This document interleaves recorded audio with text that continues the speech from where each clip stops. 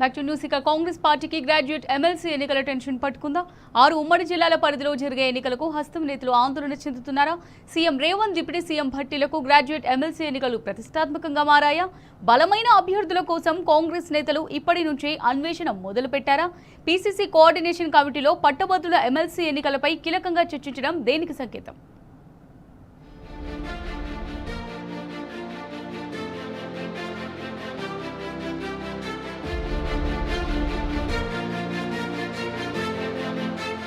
త్వరలోనే తెలంగాణలో 2 graduate MLC స్థానాలకు ఎన్నికలు జరగనున్నాయి. హైదరాబాద్, రంగారెడ్డి, మహబూబ్ నగర్ స్థానంతో పాటు నల్లగొండ, ఖమ్మం, వరంగల్ స్థానాలకు వచ్చే మార్చిలోపే ఎన్నికలు జరగనున్నాయి.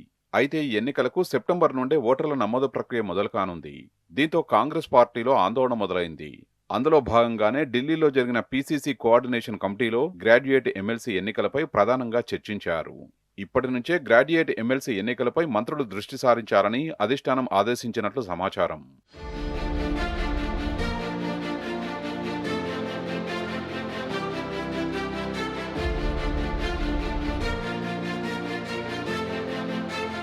తెలంగాణలోని ఉమ్మడి 10 జిల్లాల్లో 6 జిల్లాల పరిధిలో గ్రాడ్యుయేట్ ఎన్నికలు జరగనున్నాయి. మూడ్ ది తెలంగాణ ఈ ఎన్నికల్లో బయటపడుతుందని, ఈ ఎన్నికల ఫలితాలు వచ్చే అసెంబ్లీ ఎన్నికలపై ఆధారపడతాయని హస్తం పెద్దలు టెన్షన్ పడుతున్నారు. ఎన్నికలు జరగనున్న నల్గొండ, ఖమ్మం, వరంగల్ గ్రాడ్యుయేట్ స్థానం నుంచి ఉప ఎన్నికల్లో కాంగ్రెస్ పార్టీ నుంచి తీన్మార్ మల్లన్న గెలుపొందారు. ఇక హైదరాబాద్, రంగారెడ్డి, మహబూబ్ నగర్ స్థానం నుండి బీఆర్ఎస్ నుంచి పోటీ చేసిన వాణిదేవి గెలుపొందారు. ఈ ఇద్దరి పదవీకాలం 2027 మార్చి 29తో ముగియనుంది. దీంతో ఈ 2 స్థానాలకు వచ్చే నెల మార్చిలోపే ఎన్నికలు నిర్వహించనున్నారు. మరోవైపు ఇద్దరు అభ్యర్థుల్లో తీన్మార్ మల్లన్న కాంగ్రెస్ నుండి గెలుపొందినా ప్రస్తుతం ఆయన కాంగ్రెస్ పార్టీలో లేరు. ఇక సురభి వాణిదేవి బీఆర్ఎస్ పార్టీ సభ్యురాలు. దీంతో 2 స్థానాలలో పోటీ చేసేందుకు కాంగ్రెస్ పార్టీకి బలమైన అభ్యర్థులు దొరకడం లేదట.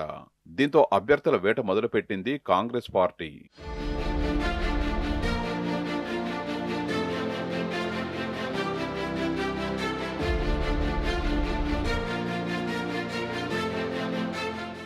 ఈ 2 గ్రాడ్యుయేట్ ఎన్నికలు జరగనున్న ఉమ్మడి 6 జిల్లాల్లో 4 జిల్లాల్లో కాంగ్రెస్ ఎమ్మెల్యేలే ఎక్కువ మంది ఉన్నప్పటికీ పట్టభద్రుల ఓట్లు సాధించడం అంత సులువు కాదని కాంగ్రెస్ వర్గాలు భావిస్తున్నాయి.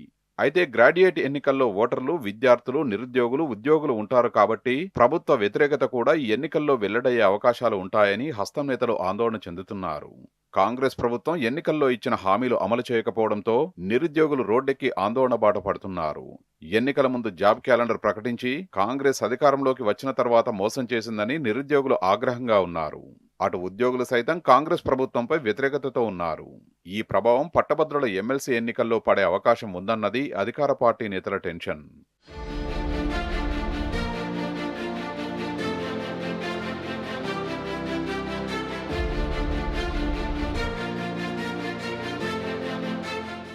గ్రాడ్యుయేట్ ఎన్నికల్లో ప్రతిపక్ష పార్టీకి అడ్వాంటేజ్ ఉంటుంది. దీంతో ప్రధాన ప్రతిపక్షం బీఆర్ఎస్ ఈ ఎన్నికలను అత్యంత ప్రతిష్టాత్మకంగా తీసుకునే అవకాశం ఉంది. హైదరాబాద్, రంగారెడ్డి, మహబూబ్ నగర్ గ్రాడ్యుయేట్ ఎమ్మెల్సీ స్థానం బీఆర్ఎస్ సిట్టింగ్ సీట్ కాగా నల్గొండ, వరంగల్, ఖమ్మం సీటు సైతం గతంలో బీఆర్ఎస్ పార్టీ గెలుపొందిన స్థానమే కావడంతో ఆ పార్టీ అత్యంత ప్రతిష్టాత్మకంగా తీసుకునే ఛాన్స్ ఉంది. దీంతో కాంగ్రెస్ పార్టీకి మరింత గడ్డు పరిస్థితులు ఎదురయ్యే అవకాశం ఉంది అంటున్నారు కాంగ్రెస్ నేతలు. దీంతో బలమైన అభ్యర్థులను రంగంలోకి దింపేందుకు ప్రయత్నాలు చేస్తున్నారు. అయితే కాంగ్రెస్ పార్టీ తరపున పోటీ చేసేందుకు బలమైన నేతలు ఆసక్తి చూపడం లేదట. ఓడిపోయే సీటుకు పోటీ చేసేందుకు ముందుకు రావడం లేదని తెలుస్తోంది. చరిష్మా లేని నేతలు పాపులారిటీ కోసం పోటీ చేసేందుకు ఆసక్తి చూపుతున్నా అధిష్టానం వారి నాయకత్వంపై ఇంట్రెస్ట్ చూపడం లేదని తెలుస్తోంది.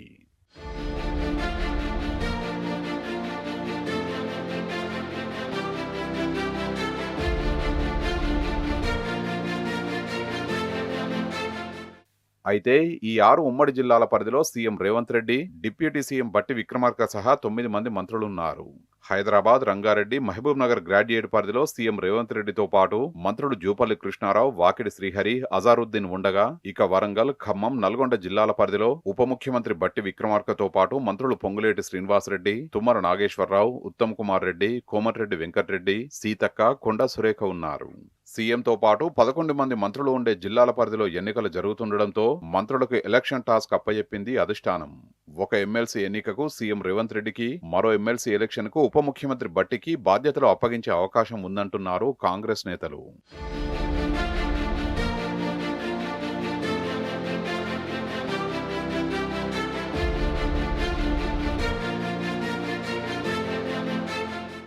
ఉమ్మడి రంగారెడ్డి, హైదరాబాద్, మహబూబ్ నగర్ స్థానానికి Congress party media committee chairman Sama Rammohan Reddy పోటీ చేసేందుకు ఆసక్తి చూపుతున్నారు.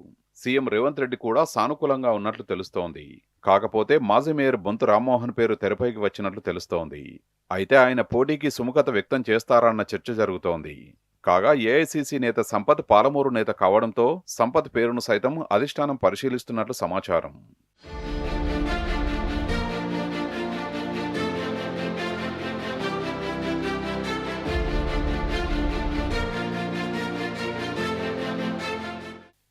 ఇక ఉమ్మడి నల్లగొండ, ఖమ్మం, వరంగల్ స్థానం కోసం అభ్యర్థుల్ని జల్లెడపడుతున్నట్లు సమాచారం.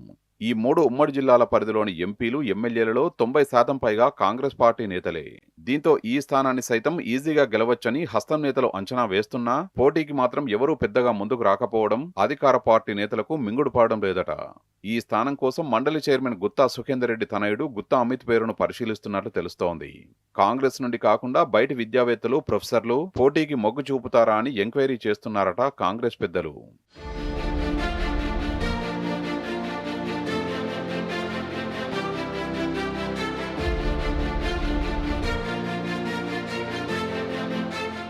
ఈ 2 గ్రాడ్యుయేట్ స్థానాల ఫలితాలు ప్రభుత్వ పాలనకు రెఫరెండంలా మారే ప్రమాదం ఉందని కాంగ్రెస్ నేతలు ఆందోళన చెందుతున్నారు. అటు సీఎం రేవంత్, ఇటు డిప్యూటీ సీఎం బట్టి విక్రమార్కకి పట్టభద్రుల ఎమ్మెల్సీ ఎన్నికలు సవాల్గా మారాయి. ఎన్నికల్లో పోటీకి బలమైన అభ్యర్థులు ముందుకు వస్తారా? పట్టభద్రులు ఎలాంటి తీర్పు ఇస్తారో, రానున్న సాధారణ ఎన్నికల్లో ఎలాంటి ప్రభావం చూపుతుందో అన్న ఉత్కంఠ కాంగ్రెస్ శ్రేణుల్లో నెలకొంది.